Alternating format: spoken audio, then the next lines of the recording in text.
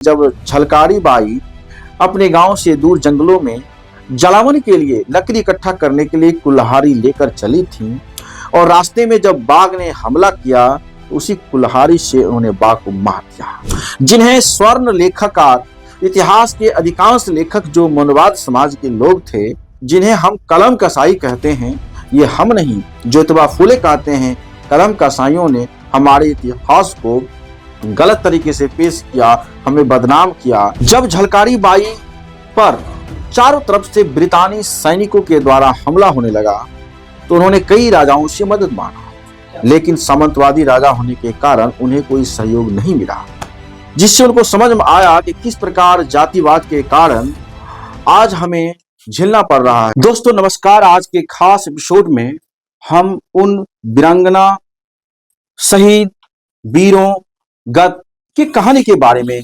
जानकारी लेंगे, जिन्हें इतिहास के पन्नों में जगह नहीं दी गई, जिन्हें वंचित समाज समझने के कारण मनुवाद के कलम कसाइयों ने अपने इतिहास के पन्नों में जगह नहीं दी। आज उसी कड़ी में महान वीरांगना झलकारी बाई की क्रांति को जानेंगे। आपने रानी लक्ष्मीबाई के किंवदंती कहानी किताबों के पन्नों में भरे पड़े देखे हैं। उनके कविताओं में आपने सुना होगा किस प्रकार गाना गाकर ये कहा जाता था, बुंदेले हर बोलो के मुंह हमने सुनी कहानी थी, खूब लड़ी मर्दानी वह तो झांसी वाली रानी थी।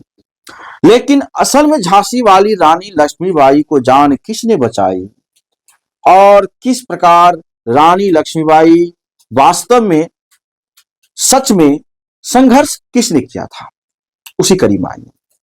तो आज झलकारी बाई के बारे में जानेंगे। झलकारी बाई उत्तर प्रदेश के झांसी के निकट भोजला गांव में हुआ था 22 नवंबर 1830 को, और वह कोरी समाज से आती है, जिन्हें उत्तर प्रदेश में दलित समाज कहते हैं। आपने जाना होगा किस प्रकार पूर्व राष्ट्रपति रामनाथ कोविंद उसी जाति से आते हैं, उसी जाति से झलकारी बाई भी आती है। झलकारी बाई किस प्रकार संघर्ष करते हैं, उनके कहानी को हम जानने की कोशिश करें। झलकारी बाई के पिता का नाम सदोबा सिंह और माता का नाम जमुना देवी। महज उनके जन्म के 1 साल के दौरान ही मां का निधन हो जाता है, फिर भी उनके पिता का हिम्मत नहीं टूटता है। उनके पिता सदोबा सिंह पहलवान में, घुड़सवार में, तलवारबाज में पूर्ण थे। उन्होंने अपने बेटी को तमाम कहानी, किस्सों, किंवदंतियों के सहारे अपने बेटी को घुड़सवारी, तलवारबाजी, पत्थरबाजी, गोलेबाजी, तोपेबाजी, तमाम कलाओं में परिपूर्ण किए। उस समय दलित समाज को पढ़ने का हक नहीं था, उन्होंने शिक्षा नहीं ले पाया, लेकिन ये सब कले में परिपूर्ण हो गए। एक कहानी के रूप में यह नजर आता है कि जब झलकारी बाई अपने गांव से दूर जंगलों में जलावन के लिए लकड़ी इकट्ठा करने के लिए कुल्हाड़ी लेकर चली थीं और रास्ते में जब बाघ ने हमला किया तो उसी कुल्हाड़ी से उन्होंने बाघ को मार दिया।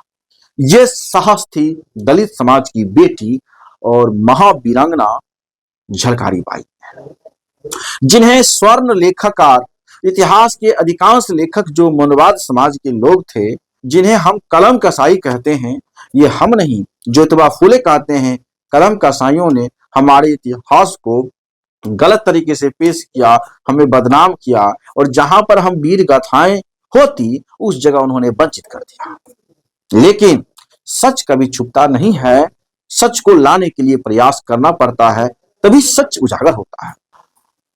जब झलकारी बाई पर चारों तरफ से ब्रितानी सैनिकों के द्वारा हमला होने लगा तो उन्होंने कई राजाओं से मदद मांगा, लेकिन सामंतवादी राजा होने के कारण उन्हें कोई सहयोग नहीं मिला, जिससे उनको समझ में आया कि किस प्रकार जातिवाद के कारण आज हमें झेलना पड़ रहा है। अगर इस देश में जातिवाद नहीं होता, छुआछूत नहीं होता, तो आज हमें लड़ने के लिए सैनिक या तमाम चीज हमें कम नहीं होती। तब उन्होंने बहुजन समाज के योद्धाओं को अपने सैनिकों में शामिल करने की कोशिश की।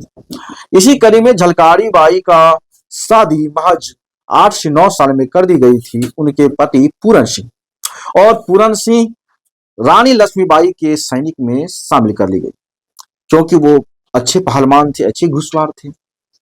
इसी कड़ी में जब झलकारी बाई की ये तमाम कहानी बाघ मारने तक, उन्होंने गांव में जब डकैत आए थे तो अकेले डकैत को भी मार भगाई थी।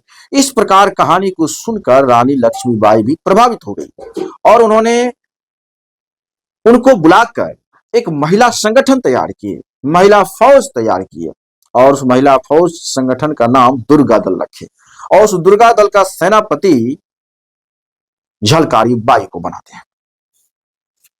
और झलकारी बाई जब बनाते हैं तो दिन आता है 4 अप्रैल 1857 को। उस दिन ब्रितानी सैनिक ने चारों तरफ किला को घेर लिया था और झलकारी बाई ने अपनी रानी लक्ष्मीबाई को जान बचाने का प्रयत्न कर लिया था। इसके लिए उन्होंने, खास करके ये भी बात महत्वपूर्ण है कि झलकारी बाई का जो चेहरा था, जो शक्ल था, हूबहू रानी लक्ष्मीबाई जैसा ही था।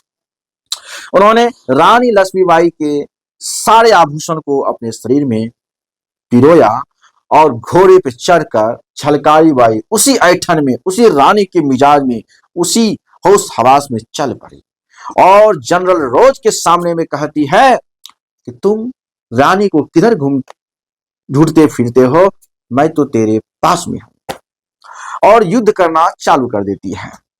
वो इतना देर तक युद्ध करना चाहती है ताकि रानी लक्ष्मीबाई अपने किला से बाहर निकल जाए।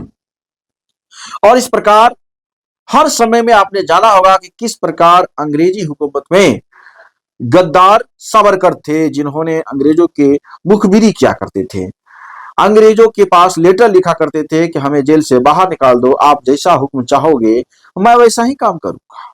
उसी कड़ी में, उसी प्रकार रानी लक्ष्मीबाई के समय भी गद्दार था। गद्दार का नाम था दुल्हाजी, जिन्होंने अंग्रेज जनरल हुरुज को बताया ये रानी लक्ष्मीबाई नहीं है, ये झलकारी बाई है। तब तक तो अचंभित हो गए, तब तक तो रानी लक्ष्मीबाई दुर्ग के किले से बाहर निकल चुकी थी, लेकिन झलकारी बाई हिम्मत नहीं हारी। उन्होंने युद्ध की और युद्ध करते करते अंतिम सांस को वीरगति प्राप्त की। लेकिन कहा जाता है ना, मनवाद की कड़ी बहुत लंबी होती है। उनके स्याही में मनवाद के लिखने के लिए पूरे भरे रहते हैं, लेकिन वंचित समाज के गौरव गाथा को लिखने के लिए कलम कसाईयों ने जगह नहीं। जब बुद्धिस्ट रिसर्च ऑफ इंडिया मानवर साहब कांसीराम जी के द्वारा स्थापित की गई, तब बहुजन साहित्यकार, बहुजन इतिहासकार ने तमाम बहुजन समाज में जन्मे वीरंगना, वीर, शहीद, संतों, गुरुओं, महापुरुषों के विचारों को तथ्यों के द्वारा खोजा गया और जुटाकर उनके इतिहास को कुरेदा डाला रहा है। यह देन है मानवर साहब कांसीराम के बुद्धिस्ट रिसर्च ऑफ इंडिया की। लेकिन जब बहुजन समाज पार्टी की सरकार बनी उत्तर प्रदेश में, उन्होंने तमाम बहुजन महापुरुषों अर्थात झलकारी बाई की मूर्ति को स्थापित किया गया, आगरा में किया गया, लखनऊ में किया गया, उनके नाम पर पार्क बनाए गए, तमाम हुआ। 2001 में केंद्र सरकार ने भी डाक टिकट जारी किया झलकारी बाई के नाम पर। इस प्रकार झलकारी बाई की वीर गाथाएं हमारे समाज में पढ़े लिखे कमी होने के कारण नहीं दिया गया, लेकिन अब जब हम लोग पढ़ रहे हैं, कुरेद रहे हैं, तो पता चल रहा है कि किस प्रकार इतिहासकारों ने हमारे इतिहास को वंचित कर दिया गया। इसलिए हमें अपने इतिहास अब जानने समझने की जरूरत है। बाबा साहब अम्बेडकर ने सही कहे थे कि जो समाज अपना इतिहास नहीं जानता है वो इतिहास नहीं बना सकता है। इसलिए झलकारी बाई के इतिहास को जानना चाहिए, समझना चाहिए।